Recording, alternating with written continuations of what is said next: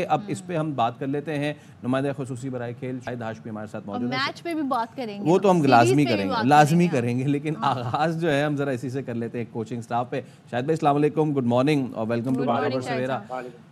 मेरा पहला सवाल यह है कि हमें गैरी कर्स्टन से क्या उम्मीदें बांधनी चाहिए, और दूसरा उसके साथ ही अगर जोड़ लें, ये अलग अलग क्यों कोचेस? गैरी कर्स्टन क्या इंडिया की उन्होंने टेस्ट टीम में कोचिंग नहीं की थी? Please correct me if I am wrong. नहीं, ऐसा नहीं है। गैरी कर्स्टन ने अपने मुल्क साउथ अफ्रीका की भी कोचिंग की थी टेस्ट में, और टेस्ट में उनकी टीम गैरी कर्स्टन की क़यादत में, गैरी कर्स्टन की कोचिंग में नंबर 1 भी बनी थी साउथ अफ्रीका। उन्होंने इंग्लैंड को, ऑस्ट्रेलिया को शिकस्त दी थी। ऐसा नहीं है, लेकिन ये कॉन्सेप्ट बहुत अच्छे से चल रहा है। मुख्तलिफ टीमें, जैसे इंग्लैंड की टीम के दोनों कोच अलग अलग हैं, और उनके पास और बहुत सी और दूसरी टीमों के पास, जैसे साउथ अफ्रीका है, उनके पास अलग अलग कोचेज। ये अच्छा आइडिया है, पाकिस्तान के लिए तो अच्छा है। आप देखें, और हमें जिस तरह आपने कहा उम्मीदें हैं गैरी कर्स्टन से, सीरियस कोच हैं वो, कोई नॉनसेंस बर्दाश्त नहीं करेंगे, वो कोई छोटी मोटी चीज़ भी बर्दाश्त नहीं करेंगे, और अच्छे कोच हैं विद रेपुटेशन। वो आ रहे हैं, वर्ल्ड कप विनिंग कोच हैं, तो यकीनन तब्दीली आएगी पाकिस्तान की टीम में। और गैरी कर्स्टन, जैसन कैलिस्पी, ये दोनों बहुत ही अच्छे कोच हैं, और पाकिस्तान की क्रिकेट के लिए ये अच्छा कदम है। अच्छा शाहिद साहब, अब T20 की वजह से हम देख रहे हैं क्रिकेट बड़ी तेज़ हो गई है। ज़्यादा जो मैचेस होते हैं वो T20 के भी होते हैं। टेस्ट मैचेस के फैसले तीसरे चौथे दिन होते हैं, लेकिन गैरी कर्स्टन 2004 में रिटायर हुए थे। तो क्या जदीद जो क्रिकेट है उसमें उनका इंतखाब इस हवाले से ठीक होगा, मुनासिब है? बिल्कुल होगा, इसलिए कि वो मुसलसल कोचिंग कर रहे हैं। उन्होंने इंडिया की कोचिंग की, उन्होंने साउथ अफ्रीका की कोचिंग की, वो मुख्तलिफ लीग्स में कोचिंग कर रहे हैं, और सबसे बढ़कर वो केप टाउन में और इंडिया के शहर पुणे में कोचिंग एकेडमीज चलाते हैं, जहाँ से बड़े नौजवान क्रिकेटर्स सामने आते हैं। साउथ अफ्रीका में उनकी बड़ी अच्छी इनपुट है, तो वो लेटेस्ट चीज़ों से भी बिल्कुल आगे, और पढ़ते पढ़ाते बहुत हैं कोचिंग के बारे में, क्रिकेटर्स के बारे में। उन्हें क्रिकेटर्स की ठीक ठाक नॉलेज है, और अब वो तकरीबन 1.5-2 महीने से, जब से उनसे बातचीत चल रही थी, उस वक्त से पाकिस्तान क्रिकेट के साथ भी हैं। और ये जो अभी टीमें सेलेक्ट हुई थी न्यूजीलैंड के खिलाफ पाकिस्तान की, उसमें भी उनकी इनपुट शामिल थी। शाहिद भाई, what different Gary Kirsten possesses? क्योंकि हमने देखा था जो जिस टीम की हम बात कर रहे हैं, इंडिया की टीम की, वो सुपर स्टार्स का मजमा थी। और हमारा जो कल्चर है सब कॉन्टिनेंट क्रिकेट का, वो ये है कि जब जो प्लेयर्स की स्टार पार हो जाए तो वो कोच को कहाँ खातिर में लाते हैं। और आप तो बहुत अच्छे से जानते हैं कि पाकिस्तान में जो प्लेयर पार है वो क्या कुछ करती रही है, रिचर्ड पाइबस से लेकर और दीगर कोचेस तक। अब इस चीज़ को गैरी कर्स्टन किस तरह टैकल कर सकते हैं और कैसे टैकल करते हैं, ये बताइए।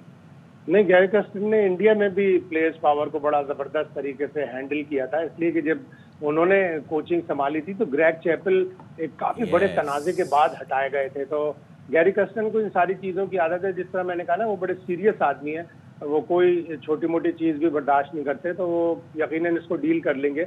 और पाकिस्तानी क्रिकेटर्स को भी यकीनन ये अंदाज़ा होगा कि एक बड़ा रेपुटेशन वाला, एक बड़ा सीरियस कोच आ रहा है, तो उसके अंडर में हमें अच्छा परफॉर्म भी करना है। और आपने न्यूजीलैंड के आखिरी मैच में देखा कि पाकिस्तान की टीम में एक इंटेंट नज़र आ रही थी, एक विल नज़र आ रही थी जीत की।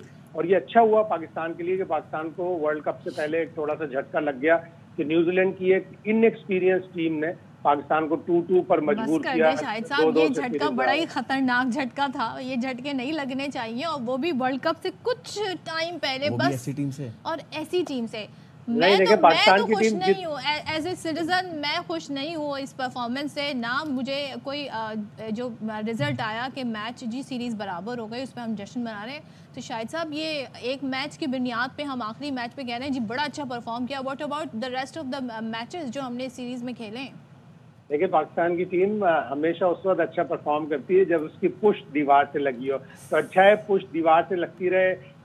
5 में से 4 मैच ये अपना खेल एज ए क्राफ्ट क्यों नहीं पॉलिश करते शाहिद साहब? हाँ, ये थोड़ा हम मिन हैसल कौम भी ऐसे ही है कि हमें धक्का स्टार्ट लगता है। अभी आप मईशत की बात कर रही थी, तो जिस तरह मईशत की हालत है, धक्का स्टार्ट है, कर्जों पे चल रही है, तो फॉरेन एड पे चल रही है, तो ये भी फॉरेन एड ही है, फॉरेन कोचेस भी फॉरेन एड ही है। धक्के लगेंगे। आयरलैंड में भी एक आध अल्लाह ना करे इस तरह के रिजल्ट की उम्मीद रखें। फिर इंग्लैंड में तो काफी सख्त रिजल्ट आएंगे शायद हाँ, भाई। पहले से मैं इसलिए डरा रहा हूँ कि वर्ल्ड कप तक पहुंचते पहुंचते पाकिस्तान की टीम मैं वेल ऑयल्ड हो जाएगी। मैं आपको अभी एक क्लिप सेंड करूंगा। पिछली बार जब हमने बात की थी ना, जिसपे आपने कह दिया था कि अमेरिका से भी मामलात जो है वो वायरल हो रही है, वो और हो सकता है भी आयरलैंड वाली जो है ये भी वायरल। उस पे आपने लुक दिया था अमेरिका से, तो हम वैसे ही डरते मुझे हैं। पता ही नहीं है, मैंने ये बात की ही नहीं थी भाई। आपकी बात मुझे याद रहेगी। शायद देखिए पिछला जो वर्ल्ड कप था ऑस्ट्रेलिया में, पाकिस्तान की टीम उसमें इंडिया से हारी, फिर जिम्बाब्वे से हारी, बड़ी मुश्किल से हॉलैंड से जीती, और फिर फाइनल खेला और फाइनल भी जीत सकती थी पाकिस्तान की टीम। तो पाकिस्तान की टीम इसी तरह ग्रेजुअली स्टार्ट होती है। मुझे बताएं शायद साहब, ये जो परफॉर्मेंस हमने दी न्यूजीलैंड के खिलाफ, हम तवक्को रखें वर्ल्ड कप जीतने की? ट्रॉफी तो आई भी बड़ी चमचमाती हुई ट्रॉफी, वो शुएब अख्तर साहब लेके कदाफी स्टेडियम में उसका पूरा उन्होंने चक्कर लगाया, तो उम्मीद रखें। बिल्कुल, पाकिस्तान की टीम से आप हर तरह की उम्मीद रख सकते हैं कि दूसरे राउंड तक पहुंचे ना पहुंचे, दूसरे राउंड में हार जाए, सेमीफाइनल में जाए ना जाए, और ये भी कि फाइनल खेले और फाइनल जीत भी जाए। इसलिए कि मैं बार बार कह रहा हूँ, एक वर्ल्ड कप 2021 सेमीफाइनल खेला, दूसरा वर्ल्ड कप 2022 फाइनल खेला, तो अब फाइनल जीतना तो बनता है ना, अगर ग्रेजुअली आप रिजल्ट देख रहे हैं। और फिर अच्छा कोच आया है, लड़कों को थोड़ा सा अंदाजा हुआ होगा कि हाँ उन्होंने कहाँ गलतियां की हैं न्यूजीलैंड की सीरीज में, यकीनन इसको इम्प्रूव करेंगे। कप्तान भी इम्प्रूव करेगा, कप्तान ने भी बड़ा इंटेंट। चले ठीक है, थैंक यू सो मच शायद, क्योंकि सदफ जो है वो बिल्कुल इस बात को मानने के लिए तैयार नहीं। अब देखें उस मैच के कुछ पॉजिटिव्स भी हैं।